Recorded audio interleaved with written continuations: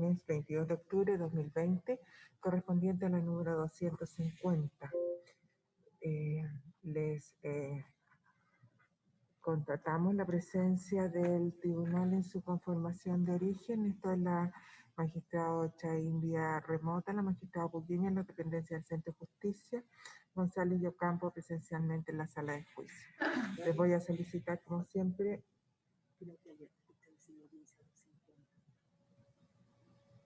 Muchas gracias, su señoría. ¿Sí? Sí, buenos días a la Fiscalía. Como les decía, les voy a solicitar a los intervinientes que se individualicen a los efectos del debido registro. Disculpen el lapso, es que estábamos, González me está haciendo presente una situación. Sí, pensé que se había ido la conexión. Muchas gracias, su señoría. Buenos días a todos. Buenos días. Por el Ministerio Público comparecen el abogado Rodrigo Álvarez y los fiscales Jaime Retamal y Jimena Chong, todos vía remota. Gracias. Seguimos entonces con el Consejo de Defensa del Estado.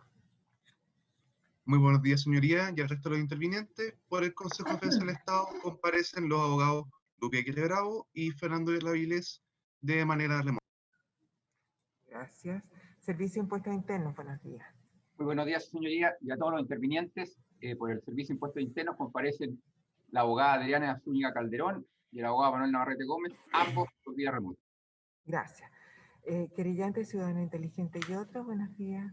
Buenos días, señoría, por Fundación Ciudadano Inteligente, Federación de Pescadores y Artesanales de Corral, Sindicato Independiente de Armadores y Pescadores Históricos de Valdivia y Fede Pesca San Juan, comparece el abogado Nicolás Acevedo por vía remota. Gracias. Buenos días entonces al querellante por don Hugo Gutiérrez. Buenos días, su señoría, el resto de intervinientes. Por querellante Hugo Gutiérrez Alves comparece el abogado Felipe San Martín a través de vía remota. Gracias. Las defensas entonces, buenos días. La defensa del acusado, señor buenos días, señor Ortiz. Sí, buenos días, sus señorías, por Jaime Pipuchón, abogado Sergio Rodríguez Oro y comparezco por vía remota. Gracias. Acusado señor Ortiz, buenos días. Presente en la audiencia 250. Gracias. La defensa del acusado señor Isasi, buenos días. Está sin audio, señor Mardones. Audio. Yo te van a saludar dos veces, magistrado. Buenos días al tribunal, buenos días a todos los intervinientes. Comparece el abogado Cristian Mardones Flores en representación de Villamarte Isasi Barbieri por vía remota. Gracias. Señor Isasi, buenos días. Buenos días, magistrada, buenos días a todos los intervinientes. Comparezco vía remota. Gracias. La defensa del acusado señor Lobo, buenos días. Muy buenos días, su señoría, y a todos los intervinientes. En representación de Fernando Lobos Torres, la abogada Catalina Tuane por vía remota, y mi representado también me acompaña por esa vía. Gracias. Señor Lobos, buenos días. Muy buenos días, magistrados. Raúl Lobos Torres, presente la audiencia mediante forma electrónica. Gracias. Gracias. La defensa de Corpesca S.A., buenos días. Buenos días, magistrada. En representación de Corpesca S.A. comparecen los abogados Carolina Oreque y Waldo Baum, y hago presente que el abogado Carlos Valgontín se incorporará más adelante. Perfecto, gracias. Entonces estamos en condiciones de continuar con las alegaciones de clausura de la defensa del acusado señor Ortiz. Señor Rodríguez, lo escuchamos. Muchas gracias, su señoría. Su señoría, de manera subsidiaria a la petición de absolución de la acusación por el delito de fraude al fisco reiterado, sea que se estime que los hechos se califican como fraude al fisco, o que se estime que se califican como malversación de caudales públicos sin reintegros, es decir, de acuerdo al artículo 233 del Código Penal, solicitamos como defensa que se califiquen estos hechos como un delito continuado, ¿no? Desde luego, esta petición también se formula o incluye, abarca o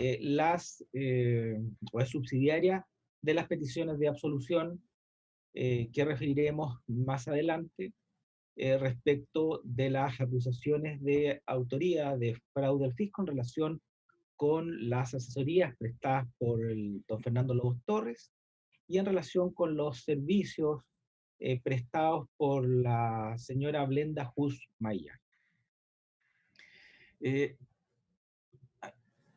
Antes de entrar a lo que son los hechos y por qué estimamos que estas conductas en esta alternativa subsidiaria deben ser catalogadas como delito continuado, y por ende proceder a la determinación de la pena como si se estimase como si fuese un único delito, ¿no?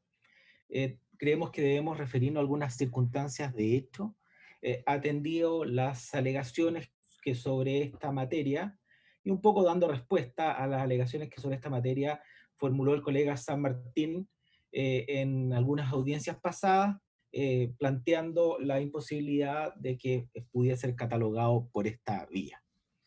El profesor Fernando Velázquez le llama al delito continuado concurso continuado, ¿ya? Porque todos entendemos que son varios delitos, pero que por las razones que estiman la doctrina y algunas legislaciones, la ley, se sancionan como un único hecho, ¿ya? Varios actos sancionaron un mismo hecho. En su libro, el profesor Velázquez, lo voy a citar la primera vez porque en varias partes más adelante lo cito, en su libro Parte General, tomo 2, página 1161 y siguientes, está en la colección de ciencias penales de la Editorial Jurídica de Chile. Profesor, que es colombiano, señala que el delito se define como aquellos casos en que la gente realiza diversos actos parciales conectados entre sí por una relación de continuidad y que infringe la misma disposición jurídica, de tal manera que el supuesto de hecho los abarca en su totalidad en una única unidad de acción final. Los profesores Politov, Matus y Ramírez, en su texto de Comentario del Derecho al Código Penal chileno, dice: el presupuesto es la reiteración de varios hechos que, considerados separadamente, podrían estimarse constitutivos de varias realizaciones típicas del mismo delito, pero que por algún criterio externo o interno, como veremos después en la doctrina, se consideran como una unidad. Por lo tanto, son dos o más acciones, y en esto me hago cargo de uno de los planteamientos del colega San Martín, de que precisamente la posibilidad que yo tengo de contextualizar y determinar que una conducta en sí misma colma o puede ser tipificada como un delito y referida a un tipo penal, es precisamente la circunstancia del delito continuado, ¿ya? El delito continuado supone en esencia que hay varios actos, y como he referido a estas definiciones, y este es el punto, es que estas dos o más acciones, cada una por sí sola, en sí misma, implica la comisión de un delito. La finalidad de esta construcción en Chile, al menos doctrinaria y jurisprudencial, es siempre tratar de manera más benigna al culpable, ¿ya? Aquel que cometió o incurrió en estas conductas en cada uno de estos actos separados, ¿ya? De tal manera que al final de la aplicación del delito continuado, por la vía de que sea estimado como un solo delito y se determine la penalidad en base a ese criterio, va a tener una pena más morigerada, ¿ya? Todos recordamos como el profesor Echeverry nos dice y nos enseña que esto nace de los prácticos italianos, ¿ya? Un tema de derecho humanitario, ¿ya? Porque en Italia, en esa época, al tercer hurto había una pena que era la horca, ¿ya? Entonces los prácticos italianos, para evitar que con el tercer hurto a una persona se le colgara y se le era muerta de esa manera, recurrieron a esta creación que luego fue tomada por todo lo que es la legislación continental y por la jurisprudencia continental, y la cual ha sido ampliamente recogida en nuestro país. Como digo, esto tiene que ver con un derecho humanitario, sino también con un tema de proporcionalidad social, ¿ya? El principio de proporcionalidad tiene un fundamento material, de justicia real, ¿ya? ¿Por qué? Porque si existe algún grado de conexión entre las conductas, entre cada una de estas acciones, no resulta plausible una punición mayor o más severa desconociendo esta unidad, esta circunstancia que tienen cada uno de los hechos, ¿ya? Se dice que esta proporcionalidad es un equilibrio que debe existir entre la reacción penal y tanto abstractamente, o sea, en la pena, o sea, en el código, o sea, el marco penal que se llama la ley, como en su aplicación judicial. O sea, el principio de proporcionalidad lo que hace es otorgar un criterio al juez el momento de la determinación de la pena para, de acuerdo a principios político-criminales, determinar una pena proporcional, ¿ya? Los profesores Politov, Matus y Ramírez, la proporcionalidad lo elevan a tal grado de importancia que junto con la legalidad, última ratio y principio de lesividad y culpabilidad, se estima que está dentro de esa línea, ¿ya? Está en la primera línea de los principios penales, ¿ya? Y que por lo tanto tiene que ser considerado, ¿ya? Este principio de proporcionalidad que, como digo, fluye de la necesidad que haya una justicia material, real, y que le otorga a los jueces estas facultades para concretar la pena, significa en buenas cuentas que cuando se va a determinar la pena que se debe aplicar, y especialmente la magnitud de la pena, tienen que ser consideradas todas las características, tanto del sujeto como de las características del hecho que fue materia del juicio. Y el hecho que fue materia del juicio, en este caso, es precisamente esta multiplicidad de acciones, que a nuestro juicio es un solo hecho mayor, y que se encuentran vinculadas. Su señoría, y para entender, se está pidiendo, y no hago esta alegación solamente por un tema teórico, sino que se están pidiendo 12 años de presidio mayor en su grado medio por más la inhabilitación perpetua, más multa el 50% de lo defraudado por esta imputación de fraude al fisco, ¿ya? La pena es idéntica tanto en las acusaciones del Ministerio Público como del Consejo de Defensa del Estado. Su señoría, equivale a un homicidio simple, la pena mayor para el delito de violación, la pena para el delito de robo con violencia en las personas. Es decir, estamos en abstracto, ¿ya?, en la ley, equiparando una malversación, ¿ya?, que ha habido reintegro con un homicidio simple, ¿ya? Esa circunstancia, esa sola circunstancia nos demuestra que el criterio, cuando se tenga que determinar en esta hipótesis subsidiaria, es que claramente se tiene que aplicar, ¿ya? No puede ser porque no resulta proporcional una pena de la magnitud que ha sido pedida por los acusadores. Las teorías jurídicas, o sea, los fundamentos, la naturaleza jurídica acerca de la continuidad o del delito continuado, las sabemos, no las voy a repetir, de la ficción jurídica o clásica, la natural o realista, u otros en el fondo directamente hablan de la realidad jurídica, ¿ya? Que es la más moderna, en el fondo, que significa simplemente se trata de una unificación jurídica, o sea, varios hechos, pero porque por alguna razón jurídica tienen que ser estimados como una sola conducta. El colega San Martín también agrega un punto en el comienzo de su exposición y dice, esto no se encuentra regulado en Chile, ¿ya? Como diciendo, mire, pidiéndole al tribunal que no se aplique, ¿ya?, la petición que ya habíamos anunciado en el alegato de apertura, de estimar el subsidio como delito continuado, porque la ley penal, es decir, el Código Penal, la norma general o alguna ley especial, no existe en Chile esta regulación del delito continuado. Pero su señoría, a nuestro juicio, esa posición que desde luego uno acepta, si esa es la realidad, ¿ya? Esa es un hecho evidente en la ley penal, como ley, como texto legal, no existe la regulación, salvo este caso que se discute por la doctrina si el 351 del Código Penal es o no un caso de delito continuado. Pero la verdad, señoría, que esto significa circunscribir lo que es el derecho penal solamente a la ley penal. Y todos sabemos que el derecho penal es más que la ley penal. El artículo 342, letra D del Código Procesal Penal, cuando establece cuál tiene que ser el contenido de la sentencia, señala cuáles son las razones legales y doctrinales. ¿Ya? Esto viene ya del Código Antiguo. ¿Ya? O sea, la ley penal abre la puerta para que la doctrina penal sea fuente del derecho penal. ¿Ya?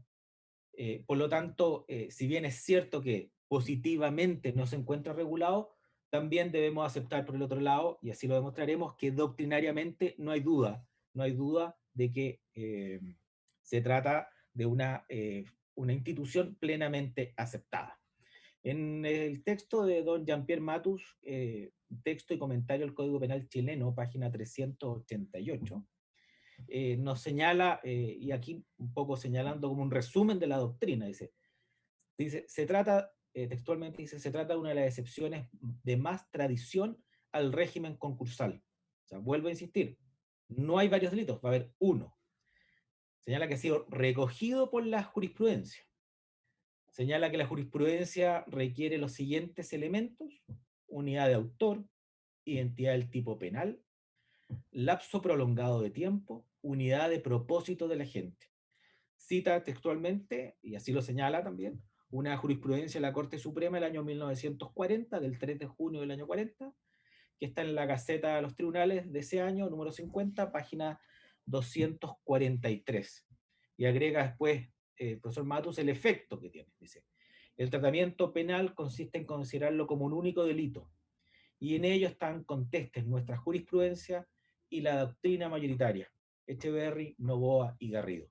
Todos sabemos que no es unánime porque el profesor Curi tiene una posición distinta y estima que el tratamiento es de concurso medial. Señoría, esto se encuentra plenamente, además, no solamente reconocido por la, como decía, por la doctrina, sino que recogido por la jurisprudencia.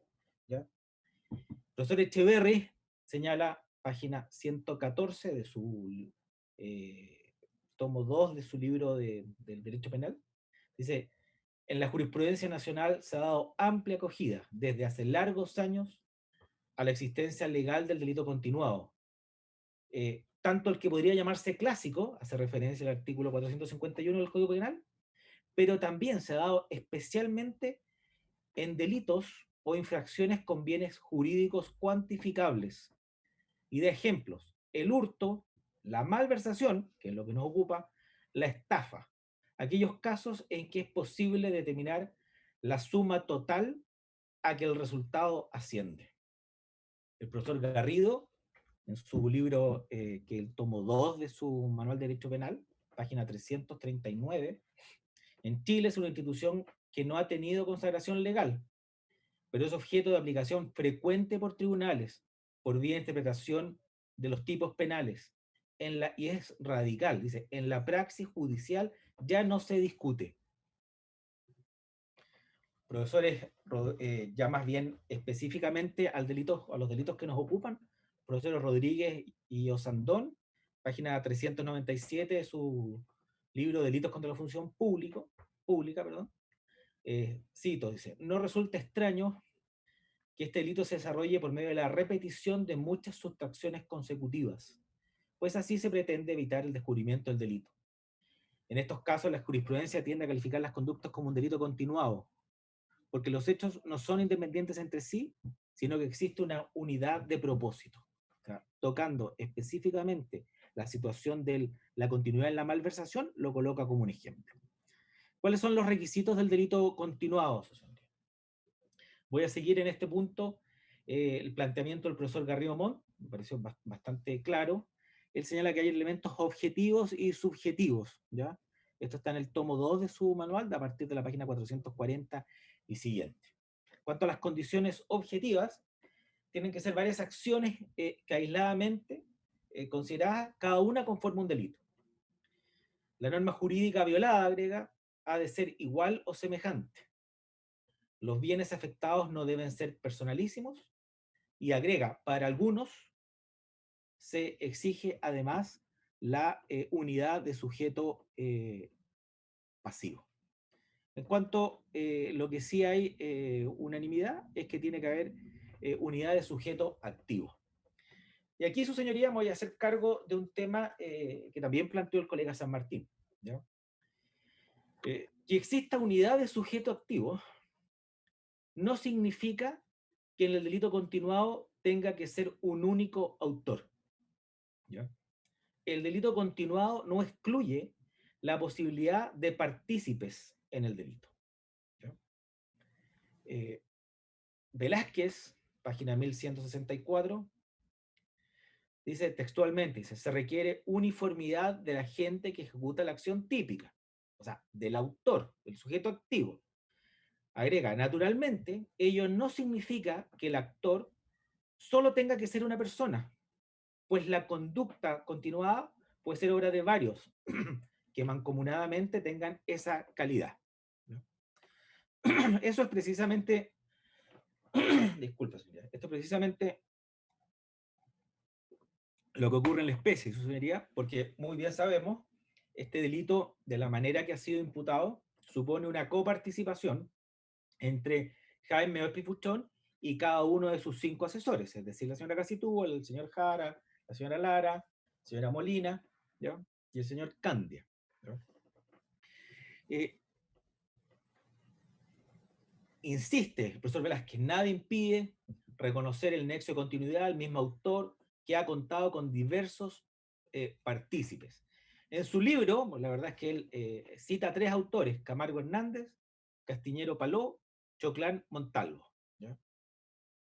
En Chile, su señoría, y acá debo hacer presente lo siguiente, porque insistentemente el colega San Martín señaló que no había o no podía haber continuidad porque el hecho que tenía que ir cambiando los asesores. ¿Ya?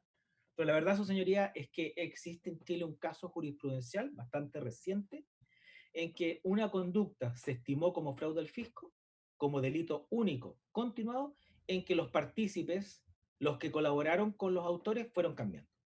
El caso Mob Gate, que se conoció en la Corte de Apelaciones de Santiago, bajo el rol 2284 del 2010.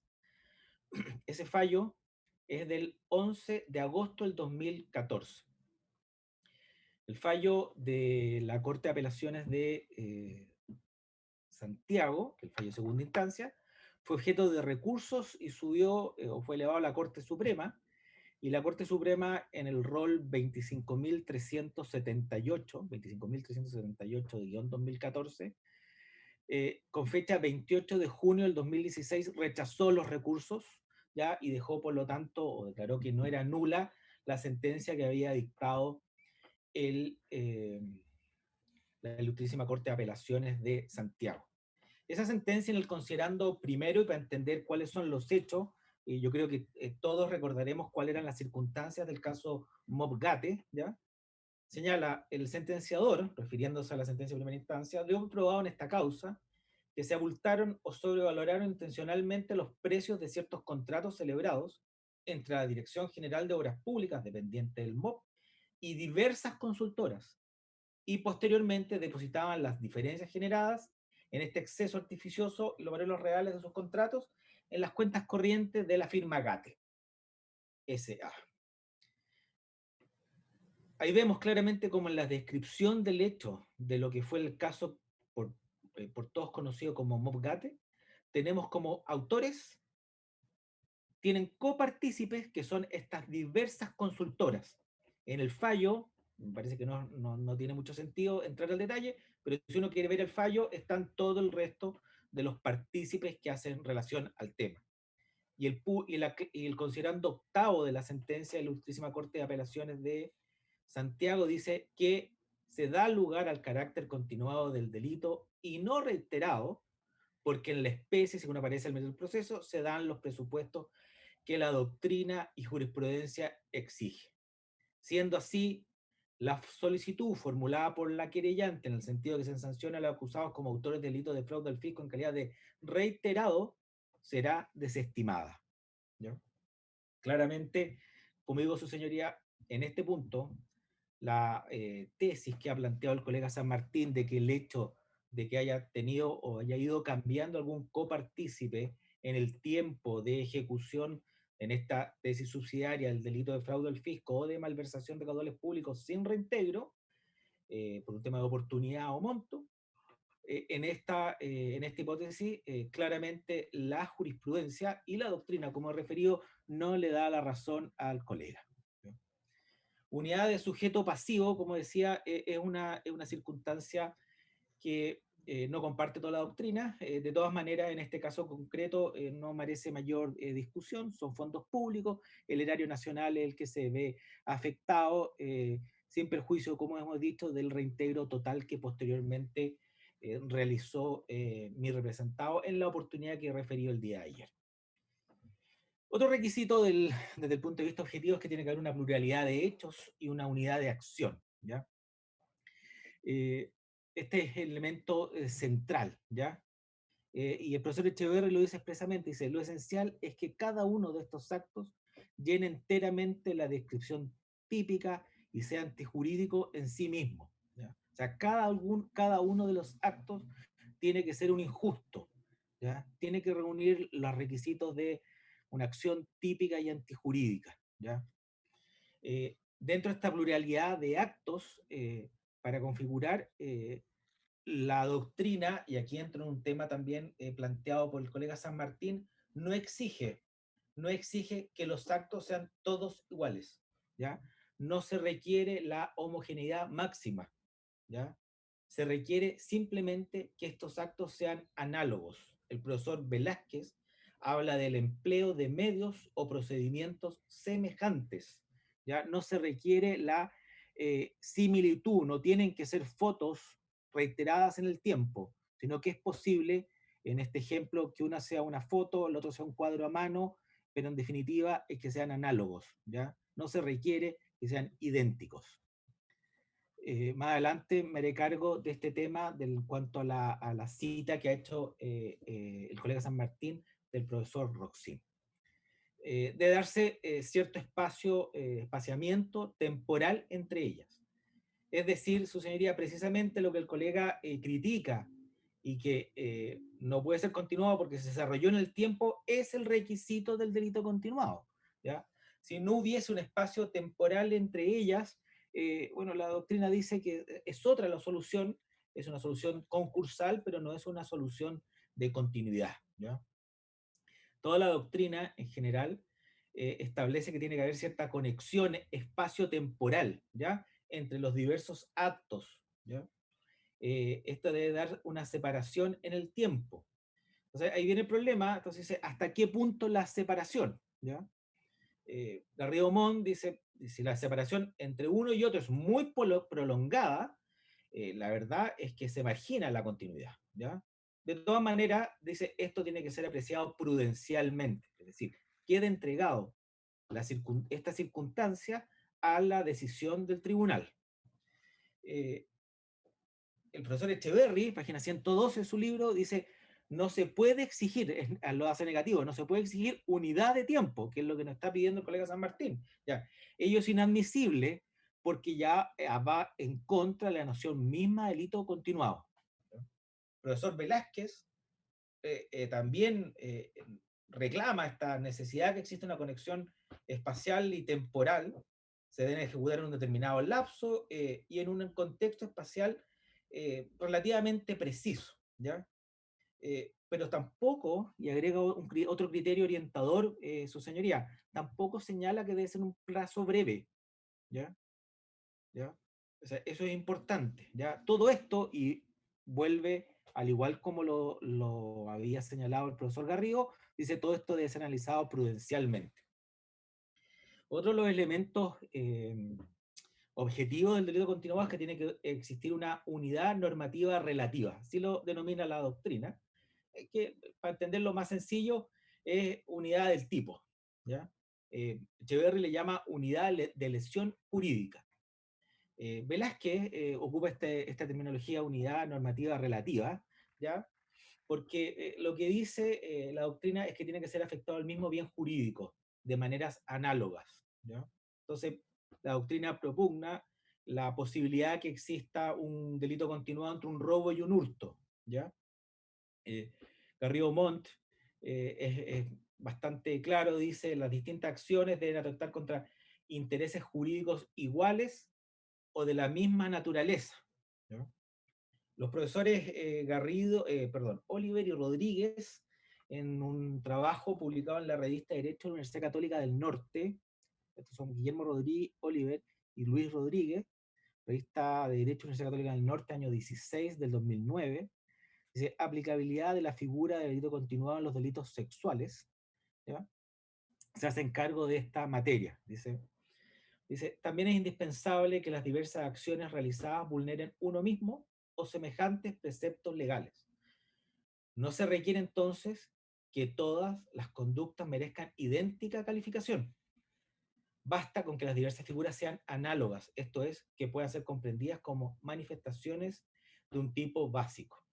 Y ellos son los que dan el ejemplo del robo y hurto. Esto es importante cuando analicemos esta unidad de lesión jurídica, unidad normativa relativa, para entender por qué a nuestro juicio debe ser rechazada la petición que hace el colega de homogeneidad máxima. Es decir, la misma conducta, la misma fotografía, la misma forma de cometer la lesión del bien jurídico. Esas son las condiciones objetivas del delito continuo. ¿Cuáles son las condiciones subjetivas? ¿Ya? Debe darse, señala la doctrina, una conexión ideológica entre los diversos actos. Profesor Garrido, bastante claro, dice, se puede dar por dos vías, dice. Una es por un dolo común o global. ¿Ya? El autor decide la ejecución de una serie de actos típicos para alcanzar determinados logros, aunque no enfrente una verdadera necesidad de obrar de esa manera. Esto es lo que nos pide el colega San Martín. Dice, ojo que esto tiene que tener un dolo global, o sea, yo desde el día 1 hasta el último de mis actos tengo que tener un dolo completo. Pero el profesor Garrido dice, pero puede haber otra forma de conexión, ¿ya? No solamente por un dolo común o global, sino que por una igualdad en la motivación. Dice, sucedería cuando el sujeto, sin que sus actividades delictivas respondan a un plan genérico, son consecuencias de iguales motivaciones. Señoría, en este caso, nosotros sostenemos que concurren ambas conexiones. Hay un dolo global y hay una igual motivación.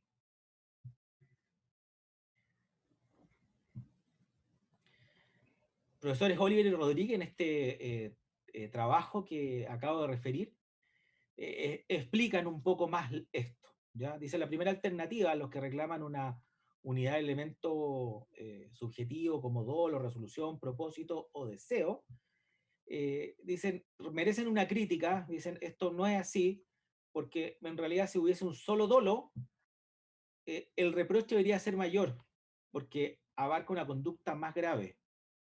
¿Y cómo puede ser eso exigible si en realidad en el delito continuado lo que estamos buscando es un menor reproche? Es la misma crítica que hace a esta teoría el profesor Curie.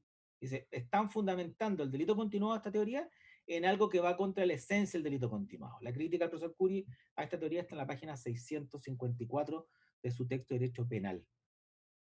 Por lo tanto, los profesores Oliver y Rodríguez aceptan y dicen, parece razonable que tiene que esta conexión obedecer a resoluciones delictivas a circunstancias externas semejantes. Entonces, señoría, más adelante me referiré, en este caso no hay ninguna duda que todas las circunstancias que han rodeado el delito de fraude al fisco o de malversación de caudales públicos sin reintegro, todas esas responden a circunstancias externas del todo similares, y desde ya son aquellas que, como he dicho, las partes no han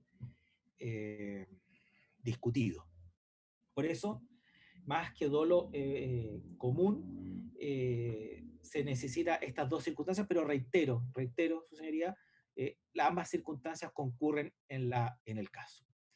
Como decía, dejado para el final un tema que me parece que en la exposición del colega San Martín del día 20 de octubre es importante porque él refiere y señala en su exposición que no concurren los requisitos del delito continuado, pone especial énfasis en los detalles del fraude y de cada uno de los actos, en los accidentes de cada uno de ellos.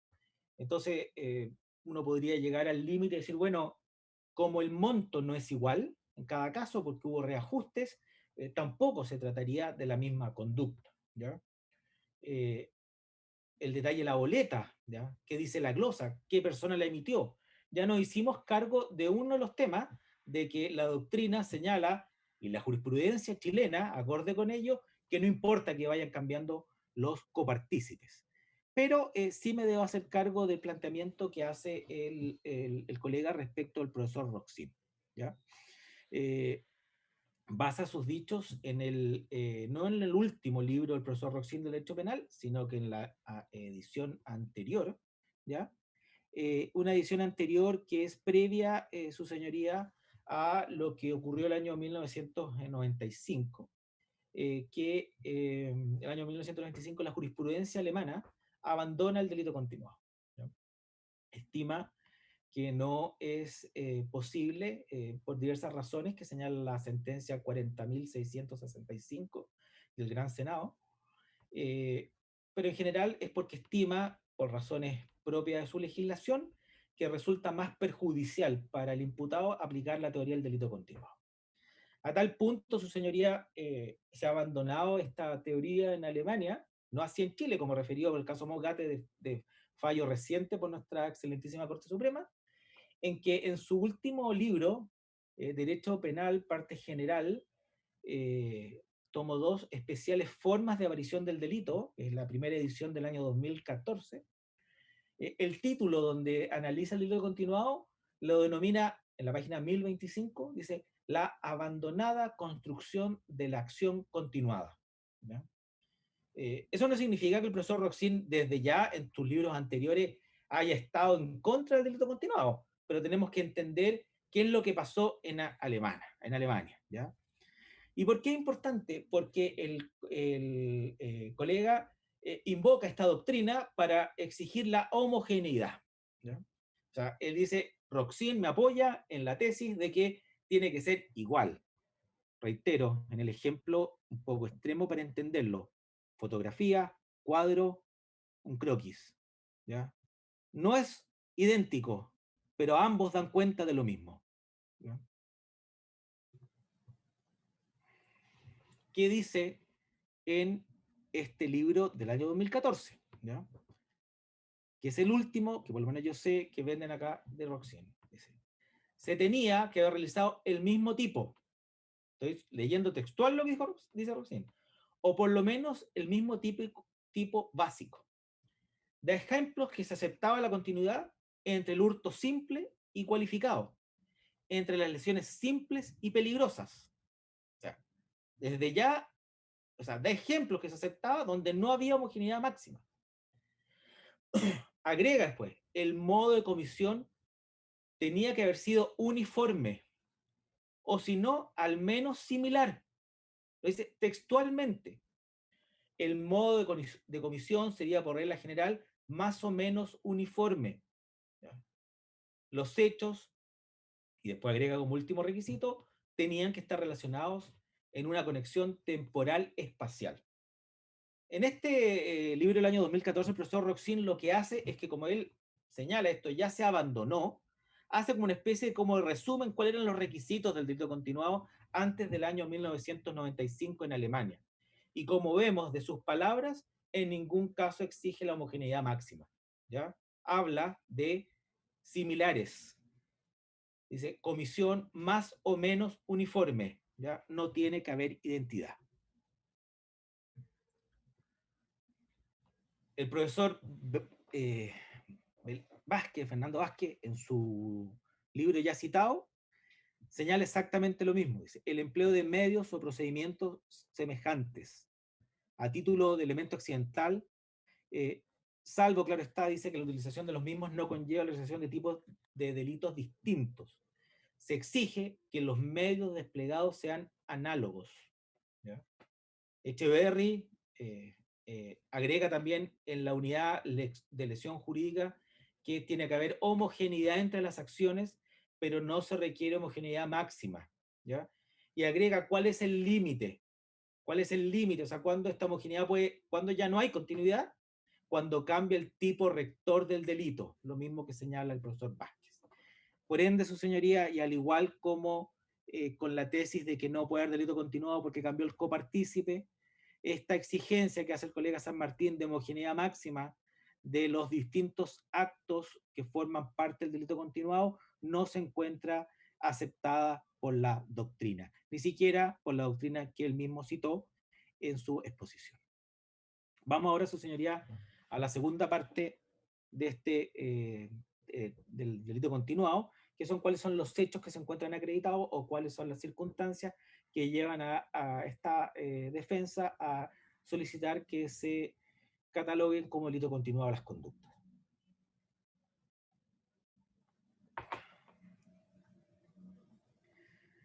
¿Qué sostuvo Jaime Orpiz respecto de esta materia? ¿Ya? Como dije en primer día, dice, siempre trataré de empezar por su declaración para ir después corroborándola, ¿ya? Contrastándola con los medios ajenos, externos que se produjeron en el juicio. Dice, el uso de las asignaciones comenzó en los gastos de pre-campaña el año 2009. Tal como lo he reconocido ante el propio Ministerio Público en mi declaración, parte de las asignaciones parlamentarias fueron destinadas a actividad política. Esto parte precisamente en la campaña senatorial del año 2009. A quien primero se lo solicité fue la señora Gacitúa, abril del 2009. Se mantiene esto ininterrumpidamente durante toda la campaña y luego durante todo el periodo de pago de los gastos de campaña. La señora Gacitúa estuvo contratada durante ese periodo y posteriormente ingresa la señora Bárbara Molina. La señora Molina reemplaza a la señora Gacitúa. La señora Molina se extiende hasta marzo del 2010 y explica por qué tuvo que cambiarla. Dice, porque ella trabajaba como abogada en el estudio jurídico alto de Jorge Nasser, quien es nombrada por el gobierno como subsecretario del delito. Y se lleva a trabajar con ella a la señora Molina y tiene incompatibilidad de trabajo, tiene dedicación exclusiva. Y por eso es que la cambio por Javier Jara, quien es abogado, el año 2010. En todo este periodo, Jara se fue al extranjero y hacía transferencia a mi secretaria, Blenda Hus. Aquí estamos viendo, su señoría, la continuidad en el tiempo, ¿ya? De esto. Termina a prestar función en abril del 2011 y explica por qué terminó en abril del 2011. No era porque quisiese cometer otro delito adicional. Dice, regresa al país y le ayudo a conseguir un trabajo en Ternagiomín, un servicio vinculado al tema minero a tiempo completo. Renuncia también porque le resultaba incompatible. Y aquí asume la señora Lara. Señora Lara, que todos sabemos que ella dice yo no presté ningún servicio, ¿ya? Pero no hay duda, porque así lo dijo, y así, es que firmó los contratos, ¿ya? Esto fue entre los meses de mayo y junio del 2011, ¿ya? Ella era la asesora tanto para mí como para el comité de senadores de la UDI. Dice, cuando ella deja el cupo, asume Mario Candia. Mario Candia se mantiene durante todo el periodo del año 2012 y transfería, como lo refiere, estos dineros o a la señora Marianela o a la señora Hus. Y deja el 2013 de estar contratado, ¿ya? Y da una explicación por qué deja de contratar a señor Candia. No fue porque quisiera cometer otro delito distinto de malversación, sino que simplemente porque se da cuenta de que hay un problema de mal uso de estos recursos. Entendámoslo bien, mi representado ya reconoció que había hecho un mal uso, pero para lo que él lo destinaba, en el sentido de financiamiento, más adelante me referiré, de sus actividades políticas y deudas de la campaña senatorial, y da ejemplo, dice, me entero que hay unas transferencias a nombre de Llanera Cádiz, ¿ya? Hay un conjunto de dinero, destino y propósitos distintos de lo que es el financiamiento de la actividad política, y después inclusive me enteré de que hasta hacían factoring con este tema. Y ahí vuelve con la señora Gacitúa, que se mantiene, la señora Gacitúa, hasta el año 2015, en que todos sabemos que, por lo que ella refirió, se terminan estas, porque simplemente ella, al estallar el caso Corpesca, el Servicio de Impuestos Internos bloquea su usuario de la página del Servicio de Impuestos Internos y ella, como señaló, me parece que hasta el juicio, todavía no puede emitir boletas de honorarios, ¿ya? Por lo tanto, en todo esto, su señoría, Jaime Orpiz Buchón, y en esto reitero lo ya expresado acerca de si deben o no ser considerados sus dichos y qué valor probatorio, y en este especialmente, porque este es uno de los casos que estimamos más importantes de valoración, es que él siempre señala un motivo único: actividades políticas, financiamiento de campaña.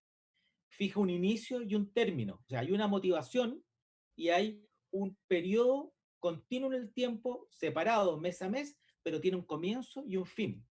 Y explica, además, por qué tuvo que ir cambiando cada uno de estos asesores y por qué, por lo tanto, no le resultaba posible en la petición que hace el colega San Martín de que desde el día 1 haya previsto que iba a tener que contratar al señor Candia o previsto que tenía que contratar a la señora Lara, porque evidentemente eso no era posible. ¿Qué antecedentes, su señoría, tenemos para validar esta versión dada por el señor Orpiz? ¿Ya? Lo primero, su señoría, está un documento que se llama Línea del Tiempo Fraude al Fisco. Este documento está en los otros medios de prueba 239. Se incorporó el día 7 de mayo del 2019 con don Edson Figueroa. ¿Ya? Su señoría, este documento muestra gráficamente lo que es un delito continuado. ¿Ya? Todos los meses, sin interrupción.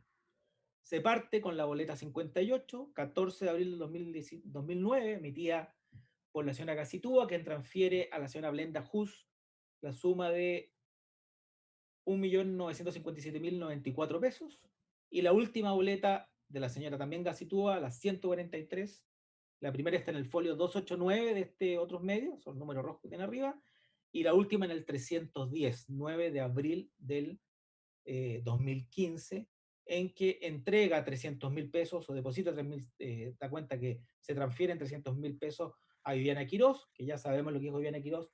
Ese era mi sueldo, mi sobresueldo, además de lo que ella ganaba como personal de apoyo, y se depositan 611.000 en el Banco Security de Jaime Prijuchón, donde se le cargaba una cuota de un crédito de consumo. Recordará su señoría esa audiencia del 7 de mayo, que esta defensa no hizo una lectura página por página de la línea del tiempo del fraude, sino que fuimos, porque están separadas por cada uno de los asesores, y fuimos siguiéndola mes por mes, de tal manera de que pudiera uno ir leyéndola, comprendiendo la continuidad que existe, la relación o conexión entre cada uno de los actos que son la imputación del delito de fraude al fisco. El primer hecho, abril del 2009, coincide con la precampaña, la misma época que Kiborax, por ejemplo, financia la precampaña, y el último acto del 2015 refiere el pago de deudas bancarias que habían tenido su origen en créditos obtenidos durante la campaña senatorial del año 2009. ¿Qué declaran su señoría ahora los testigos? ¿Ya?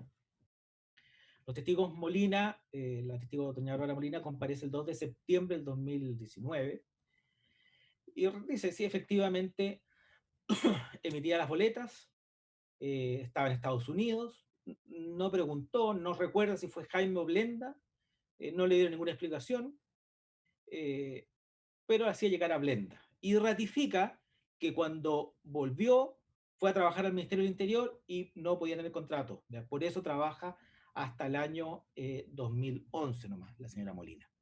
Señor Jara declara el 7 de diciembre del 2019, ¿ya? Y también reconoce la emisión de estos documentos. Él estaba en Escocia, refiere estos montos mayores, y le piden, también sin mayores explicaciones, aumentarla. ¿Ya? ¿Para qué? Para, según lo que le refieren, y después nosotros acreditado, estos dineros ir a actividades políticas o deudas de campaña, tal cual como las partes sobre esta materia no tienen mayor discusión fáctica. Señor Candia también declara exactamente en los mismos términos, ¿ya? Es más, él además señala la motivación, ¿ya? Es que necesitaban pagar deudas y actividades políticas, ¿ya? Por lo tanto, surge también en la declaración de los copartícipes de este ilícito estos elementos que nos sirven para entender cómo hay un comienzo, cómo hay un fin, cómo hay una continuidad en el tiempo y cómo hay una motivación única o común, ¿ya? Desde el punto de vista, por ende,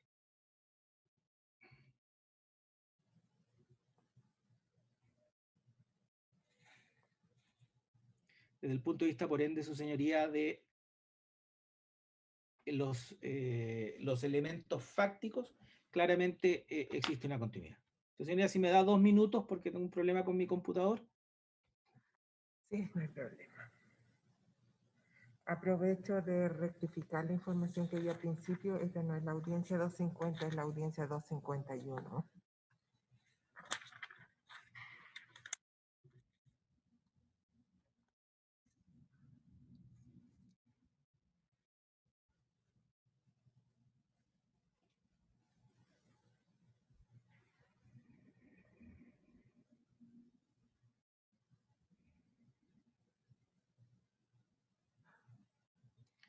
Su señoría, para terminar esta materia, simplemente, bueno, a nuestro juicio, se cumplen con todos los requisitos doctrinales y jurisprudenciales para efecto de dar lugar a la calificación de delito continuado de los hechos que nos ocupan, ¿ya? Y por lo tanto solicito de manera subsidiaria y al momento de determinar lo que es la penalidad para el caso de que se estime que se trata de delito de fraude al fisco, desechando nuestra petición de recalificación a malversación de caudales públicos, o para el caso de que se estime que se trata efectivamente de una malversación de caudales públicos, pero por alguna razón fue realizada sin reintegro, es decir, con la pena del artículo 233, en ambos casos solicito a su señoría que se haga aplicación y se estime que se trata de un delito continuado. Su señoría, ahora paso a otro tema, que es la imputación de fraude al fisco del señor relativa a los servicios prestados por don Fernando Lobos Torres. Respecto de este capítulo de la acusación, señoría, solicito la absolución de la acusación de autoría del delito de fraude al fisco en relación con estos servicios. A nuestro juicio, y así esperamos demostrarlo, los acusadores no han podido superar la barrera de la duda razonable acerca de los hechos. No se cumple en ningún caso con el estándar para acreditar la tesis de los acusadores, que es la siguiente. Que esto es importante porque aquí, más adelante me referiré, se produjo un cambio durante los alegatos de clausura. La acusación... Señoría, disculpe, colega, por interrumpirlo. Es que hay un interviniente que se acaba de desconectar, se acaba de caer. Lamento la interrupción. Sí. Que es el creyente ciudadano inteligente. Perfecto, ahí está ingresando. Gracias por Ruego me perdonen la interrupción. Sí. Disculpe, señoría, se me había desconectado el internet. No, no hay problema. ¿Quedó en alguna parte en específico?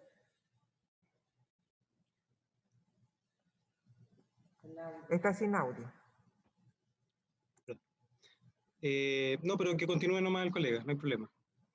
Ya, gracias, Nicolás. Gracias, Felipe. Bueno, su señoría, la acusación, y esto es importante porque, como decía, aquí se produjo un cambio, nos vamos a hacer cargo de esta materia. La acusación original es idéntica en el Consejo de Defensa del Estado y en el Ministerio Público, ¿ya? Hacen referencia que existen 2 contratos. Un primer contrato firmado, suscrito el día 10 de julio del año 2015, que da lugar a las boletas honorarias 15 por los meses de mayo y junio, 16, 17, 21 y 22. ¿Ya? La acusación señala, y esto es el elemento fáctico de la acusación, dice: los servicios supuestamente prestados no cuentan con ningún respaldo. El imputado Lobos Torres no mantiene copia de los informes supuestamente entregados en esta primera etapa, y agrega simulación de prestaciones inexistentes. Es decir, por lo menos para lo que es el primer contrato, en esta primera parte de la imputación, simplemente no existió ningún tipo de asesoría, ¿ya? No hubo ningún informe ni nada, se simuló completamente. En el segundo contrato, que se firma el 1 de diciembre del 2015, que da lugar a las boletas 23, 24, 26 2028. Entre los meses de diciembre y marzo, diciembre del 2015 y marzo del 2016, se generan, dice, 4 informes, los entorno de industria pesquera Tarapacá, Proyecto Orcoma, sistemas informáticos del puerto, ventas, zona franca. Aquí la imputación no es de inexistencia de los servicios, sino que dice, estos servicios supuestamente prestados se amparan en informes íntegramente, esa es la imputación, íntegramente copiados.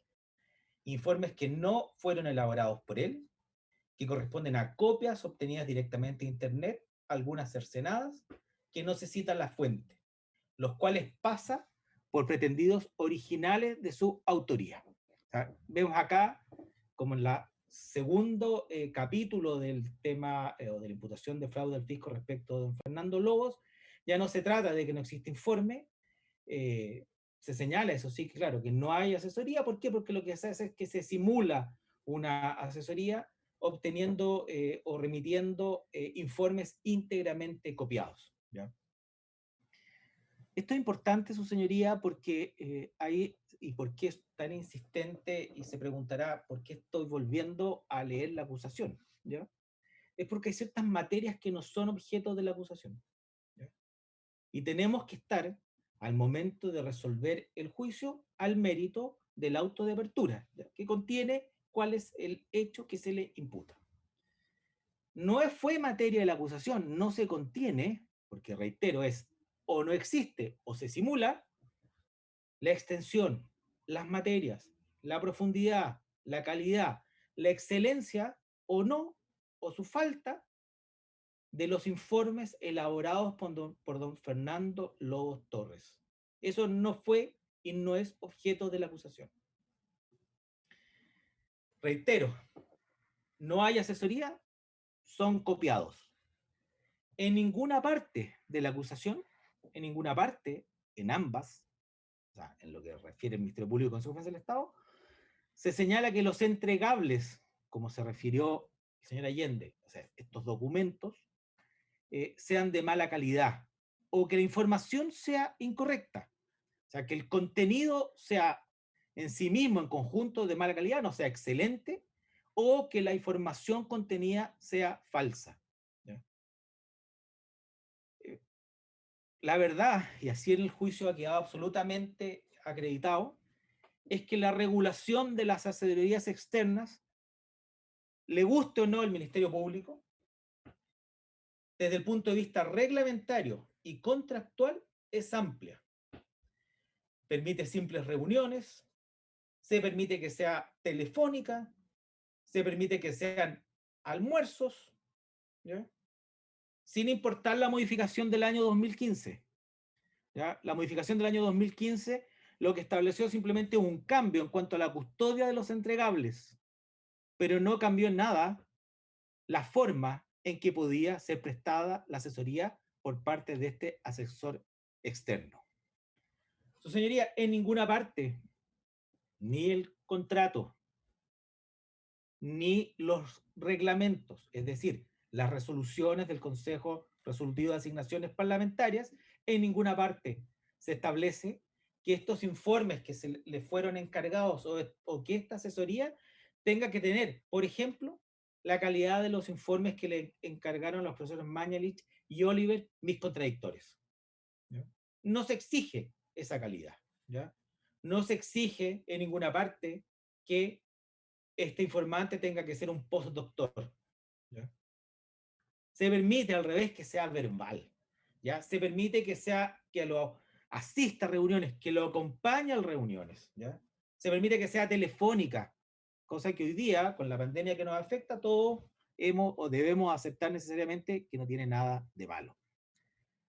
Esta regulación, como fluyó principalmente de las declaraciones de los testigos Allende y Cordero, esta regulación interna ni siquiera se fue establecida de manera original y luego y no fue cambiada, sino que no, es la costumbre, cómo se hacía, se fueron dictando, es una especie de resoluciones por parte de las mesas, luego esas resoluciones se fueron consolidando en un solo texto para que después, cuando se cambia el modelo, que es el que nos afecta, porque esa relación con el periodo de tiempo que prestó servicio el señor Lobos Torres, tenga que existir estas resoluciones de este comité regulatorio de las asignaciones parlamentarias, ¿ya? Reitero, su señoría, lo que podría haberse mirado como sospechoso en un tiempo, o sea, esta asesoría no presenciales, ¿ya? Telefónica, hoy día la costumbre, la evolución, los tiempos, el cambio de los paradigmas, como nos refiere el profesor Cordero, hace que sea absolutamente posible. Porque fue cambiando, ¿ya? Porque las costumbres parlamentarias van generando la norma. La costumbre que se concreta en estas formas como los senadores o los diputados se conectaban, se comunicaban con el Consejo Resolutivo, ya con estas consultas contestadas con respuestas genéricas o consultas particulares que también tenían una respuesta genérica. Su señoría, si vemos la regulación que hay, lo único que se prohíbe son los asesores de imagen, o sea, peluquería y maquillaje, ¿ya? Lo único que no se puede pagar como asesor externo, ¿ya?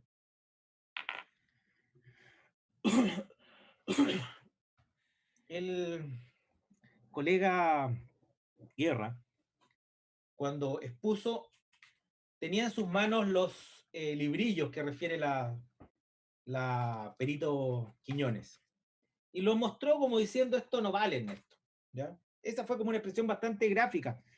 Se alcanza a ver en la cámara, pero si hubiéramos estado en un alegato presencial, hubiéramos visto como hubiera mostrado el librillo, que miren, esto no vale 3 millones.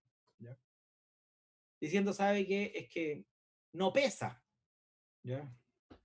No pesa 3 millones. Los informes, ahí hay un viejo dicho, los informes no se pesan, señoría, ¿ya? No es que tengamos que tener un expediente de 1000 fojas, puedo tener una sola presentación con varios otros sí, no una presentación cada página, ¿ya? Pero, ¿qué nos dijo el único testigo que se refirió a esta materia? ¿Cómo eran los informes? Porque le preguntan. Testigo Leonardo Arancibia. Declara el 3 de junio del 2019. Él es un asesor interno legislativo, ¿ya? Funcionario de la Biblioteca del Congreso Nacional, funcionario público, Departamento de Asesoría Técnica. Y le preguntan cómo tienen que ser los informes que ustedes hacen, como para entender, para que todos supiésemos en el juicio, me parece absolutamente pertinente, como para compararlo después con el informe que hizo el asesor externo. Es muy simple, dice, hay unas planillas cómo tienen que hacerse. Y agrega algo que la verdad es que nos da el criterio, claro. Una minuta tiene hasta 3 páginas. Si tiene más de 3 páginas, es un informe. Cuando el colega Guerra toma esto y lo muestra como que si no pesase, cumple de todas maneras con el estándar del Departamento de Asesoría Técnica de la Biblioteca del Congreso Nacional. Y que yo sepa, nunca nadie ha sostenido que ahí hay un fraude al fisco. Y es más, de este tema de cuántas páginas tienen, la perito Quiñones, más adelante me referiré a este punto, señala con precisión en cada uno de lo que ellos llaman librillos que ninguno tiene menos de 3 páginas. Todos, por ende, todos cumplen con el estándar exigido en el Congreso Nacional. Y un hecho que debo reconocer que no tuvimos el cuidado como defensa de agregar a la causa, pero de todas maneras yo creo que nos sirve para entender cuál es el criterio. El senador Guillé le pagaba a un asesor porque bajara de la web del senado.cl las actas de las comisiones del Senado en que él no participaba y se las remitiera a su correo. Esa era la asesoría. Nada más. Ningún análisis, no ninguna destacar, ni siquiera pasar por un destacador amarillo, algún color, de tal manera esto es importante, nada. Bajar y enviar a su correo. Ni siquiera hubo investigación penal. ¿Ya? Ni siquiera fue pasado a la Comisión de Ética.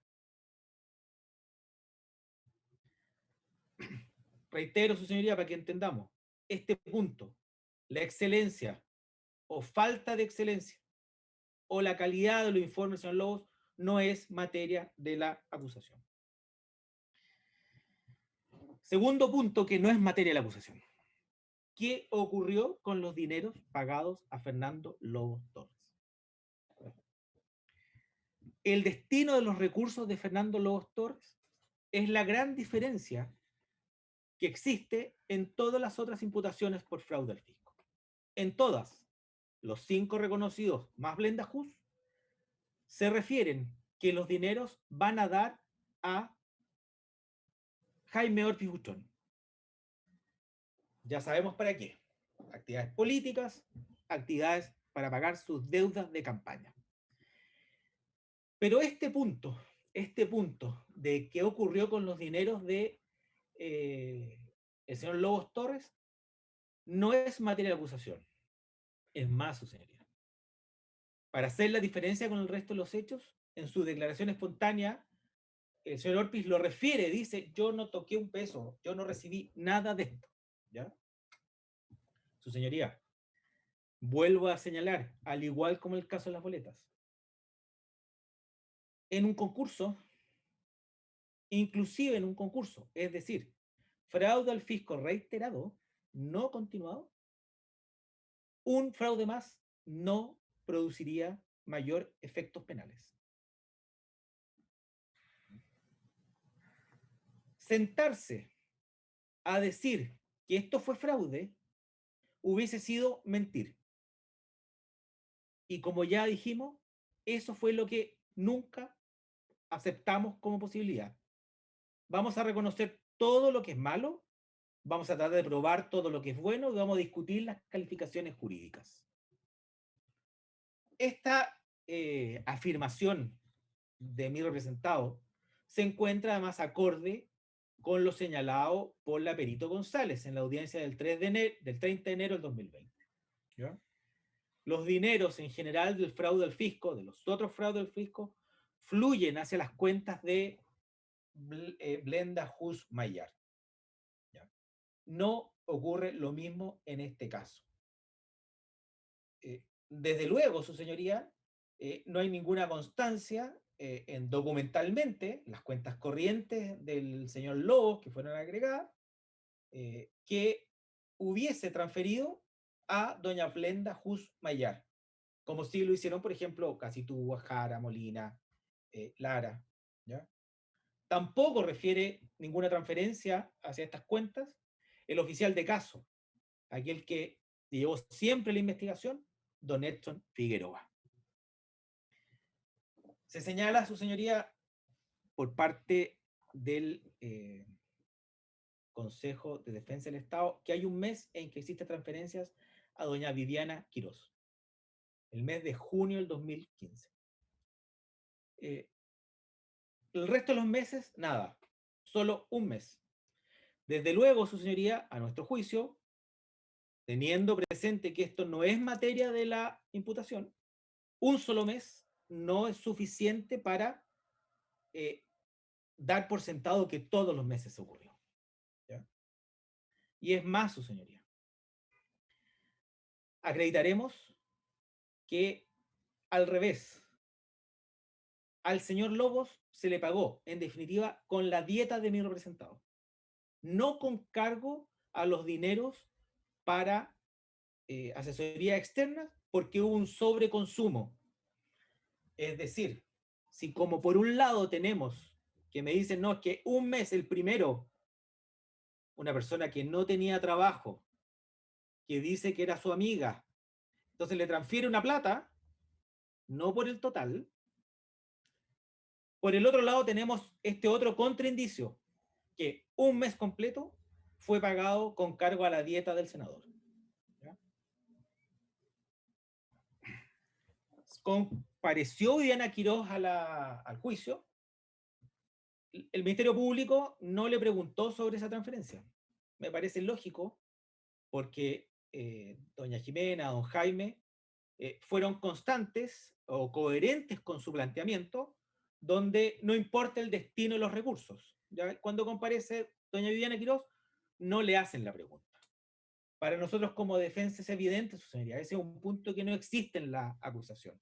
Por lo tanto, no teníamos que hacer ninguna pregunta sobre esa materia, porque resultaba un hecho absolutamente inconexo.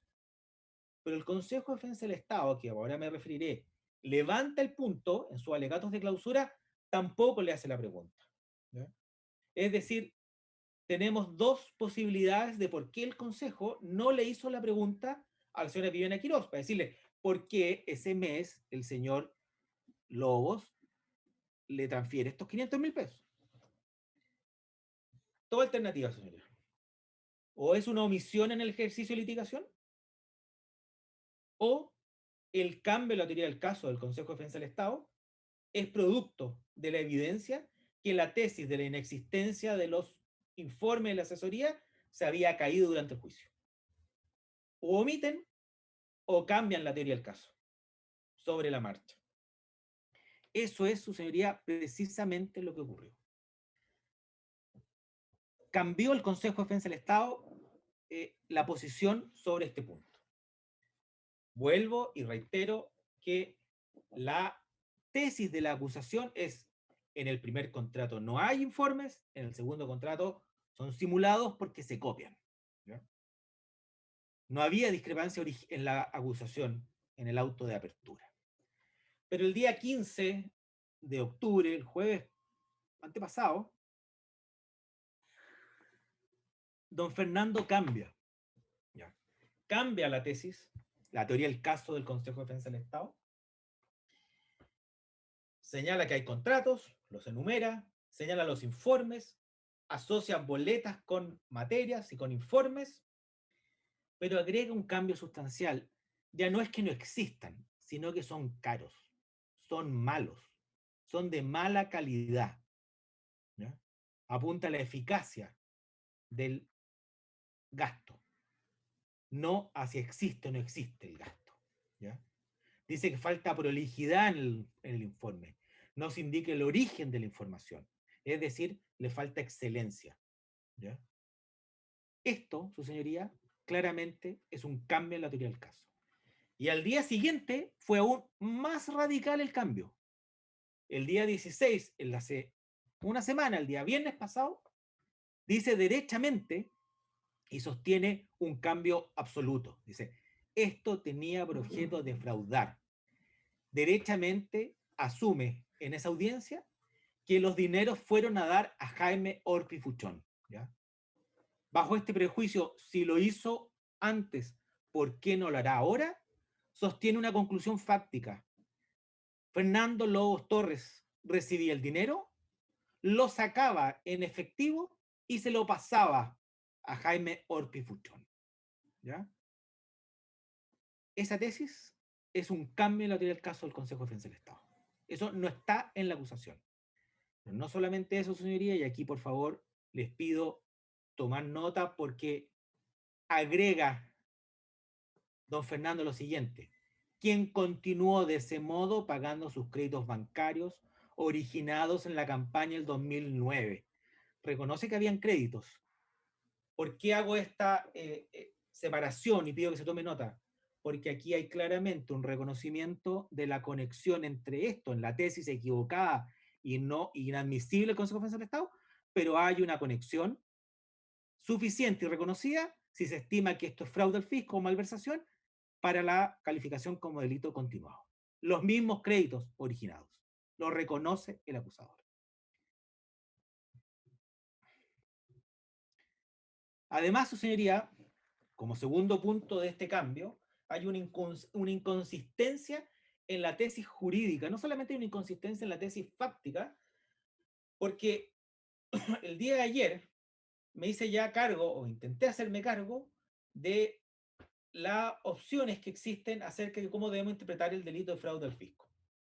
Entre la opción de infracción de deberes o engaño, como ardid o como abuso.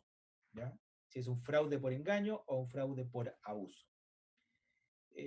El Consejo de Defensa del Estado siguiendo en esto el Ministerio Público, y así muy probablemente lo dirán en sus réplicas, siguen la tesis del engaño. ¿Ya? Y se requiere en el fraude al fisco engaño.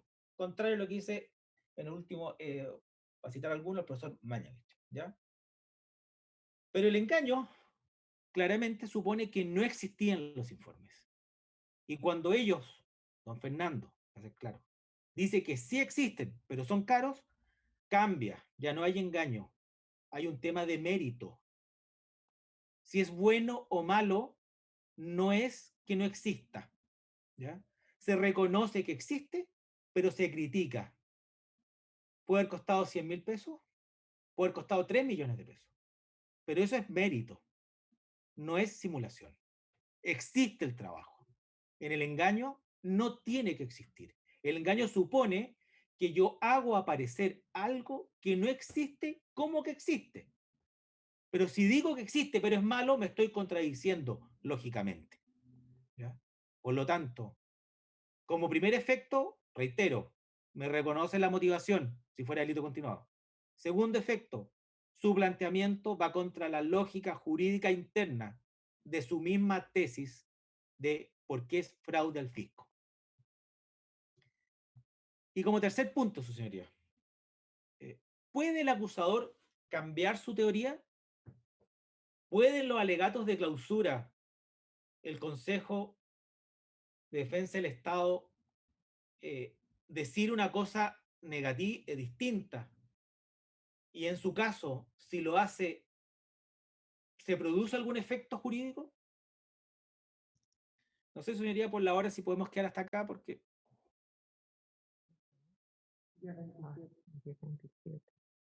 Bueno, vamos a hacer entonces el receso de media mañana.